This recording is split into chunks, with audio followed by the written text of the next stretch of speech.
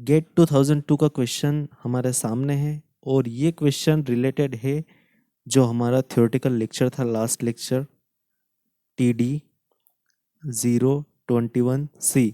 तो इनकेस अगर किसी ने TD 021C नहीं देखा तो पहले उसे देखना, उसके बाद में इस क्वेश्चन को सोल्व करने की कोशिश करना। तो जिसने भी देख रखा है लेक्चर वो पॉज करिए वीडियो को और कोशिश करिए खुद से इसको सोल्व करने की।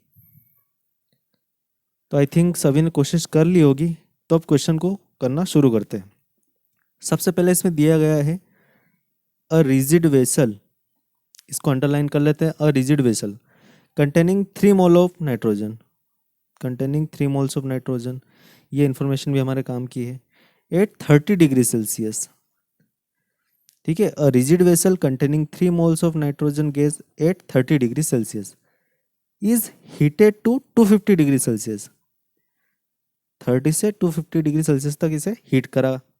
Assume that average heat capacity of nitrogen to be, heat capacity दी है कांस्टेंट प्रेशर यानी सीपी दी है 29.1 जूल पर मोल पर डिग्री सेल्सियस और सीवी दी है 20.8 जूल पर मोल पर degree Celsius. Now the heat required neglecting the heat capacity of vessel is, और 4 ऑप्शन दे दिए। तो अगर 4 ऑप्शन दे दिए जाते हैं क्वेश्चन के अंदर, मतलब कि ऑब्जेक्टिव क्वेश्चन है, तो समझ लीजिए कहीं ना कहीं आपको फंसाने की कोशिश की जा रही है। कुछ ना कुछ तो इसके अंदर जबरदस्ती से खेला गया कामकाज है। और अगर NAT होता है तो वहाँ हमारे साथ इतनी दिक्कत नहीं होती। यहाँ हमारे साथ दिक्कत ये कि अगर हम गलत भी सोल्व करेंगे तो गलत में भी जो हम सोल्व करने वाले उनमें से एक ऑप्शन हमारा गलत वाला है। जो हम गलत तरीके से सोल्व करेंगे उसका आंसर भी इन 4 ऑप्शंस में से है और इसे हम टिक करके आते हैं और निगेटिव मार्किंग लेके आ जाते हैं। तो इसमें गलत कहाँ से हो सकता है? यहाँ पर CP और CV दोनों की वैल्यू दे दी इन्होंने, पर क्या, सॉरी, CP एंड CV। पर आप मुझे बताइए क्या CP और CV दोनों एक साथ हो सकता है? कोई प्रोसेस ऐसी है जो कि कांस्टेंट वॉल्यूम और कांस्टेंट प्रेशर पे एक साथ हो सकती है? तो ऐसा नहीं होगा। अब हमें सिलेक्ट करना है कि CP लेना है CV लेना है। तो फिर से क्वेश्चन को पढ़ते हैं जो जो हमने हाईलाइट किया है। तो हमने हाईलाइट किया था रिजिड वेसल। तो अगर कोई वेसल रिजिड है, कोई वेसल अगर मैं लेता हूँ, वो वेसल अगर रिजिड है और अगर उसमें हीट में प्रोवाइड करता हूँ, मैं इसमें हीट प्रोवाइड कर रहा हूँ, तो क्या इसका वॉल्यूम कभी भी बढ़ पाएगा? रिजिड वेसल का मतलब होता है उसका वॉल्यूम कांस्टेंट है, कभी नहीं बढ़ेगा। तो इसका जो वॉल्यूम है वो कभी भी चेंज नहीं होगा। और अगर इसका हीट अगर हम प्रोवाइड करते हैं और प्रेशर इसके अंदर कांस्टेंट मेंटेन करने की कोशिश करते हैं तो इसका वॉल्यूम बढ़ेगा। तो इसका मतलब ये होगा कि ये प्रोसेस जो है कभी भी कांस्टेंट प्रेशर पे एग्जिस्ट नहीं कर सकती, ये कांस्टेंट वॉल्यूम पर ही काम करेगी। तो अब हम समझ चुके हैं कि जो ये CP वैल्यू दी है ये हमारे किसी काम की नहीं है। सो अब हम समझ चुके हैं कि ये जो प्रॉब्लम है ये कांस्टेंट वॉल्यूम पर होने वाली है।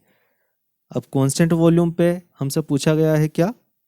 Heat required. हीट रिक्वायर्ड पूछा गया, तो हीट रिक्वायर्ड का फॉर्मूला हमें पता है कि Q इक्वल टू होता है NCV डेल्टा T। ओके, तो Q heat required equal to हो जाएगा N, हमारे पास 3 मोल्स हैं यहाँ पर दिए हुए हैं, 3 मोल्स मल्टीप्लाइड बाय CV की वैल्यू दे के रखिए 20.8 जूल पर मोल पर डिग्री सेल्सियस। उसके बाद फिर टेम्परेचर दे के रखा है 250 टू 30, यानी डेल्टा T हो जाएगा 250 माइनस 30। और आपको मैंने एक बात बताई थी, थर्मोडायनामिक में कभी भी टेम्परेचर लेना है तो आपको डिग्री सेल्सियस में नहीं लेना है, हमेशा केल्विन में लेना है। पर आपको ये बात भी पता होनी चाहिए कि change in temperature in degree Celsius scale will always equal to change in temperature in kelvin scale. क्योंकि केल्विन स्केल में कन्वर्ट करने के लिए हम 273 को ऐड करते हैं डिग्री सेल्सियस में। तो अगर मैं 250 में 273 ऐड करता हूँ फिर माइनस करता हूँ 30 प्लस 273, तो 273 और 273 अल्टीमेटली कटने वाले हैं। तो जहाँ पर भी डिफरेंस आता है टेम्परेचर का, तो डिग्री सेल्सियस में डिफरेंस और केल्विन में डिफरेंस, दोनों में डिफरेंस बराबर आएगा। तो अब इसका जो आंसर है इन चारों ऑप्शन में से कोई एक आएगा, 13,728 जूल, ये इसका सही आंसर है। और इसे अगर आप CP से करके देखेंगे, अगर इसे CP से करके देखेंगे तो ये वाला आंसर आएगा, जो कि कम्प्लीटली गलत है, आपको नेगेटिव मार्किंग देके जाएगा। तो इस बात का हमेशा ध्यान रखना। तो अगर आपको क्वेश्चन अच्छा लगा हो, समझ में आया हो, तो प्लीज़ चैनल को सब्सक्राइब करना है, अपने दोस्तों से शेयर करना है, क्योंकि एक फ्री कंटेंट आपको मिल रहा है तो हर किसी के पास पहुंचाना आपका फ़र्ज़ है। तो इसको आप सब्सक्राइब कीजिए और शेयर कीजिए। Thank you.